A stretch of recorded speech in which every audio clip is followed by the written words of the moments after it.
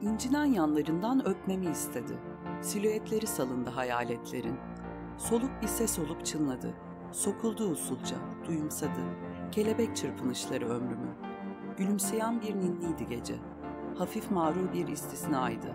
Zarif adımlarla sana doğruldu. Bir zerrene zararı yoksa da ürktün zerafetinden. Yarenine yönelip kahkahalı bir soru mırıldandı. Rüzgar teninden dansını sundu. Bir ihtiyar hayıflandı. Bir kaplumbağa mini mini kımıldandı. Gitar sustu. Gün doğumunda bir hüsran. Kopar kıyamet beklentili anlarda hep.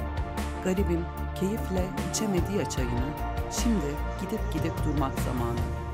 Elimden aldı kalemi, bir resim çizmeye başladı. Karanlıklardan uyanan bir ışık giderek tüm evreni kapladı.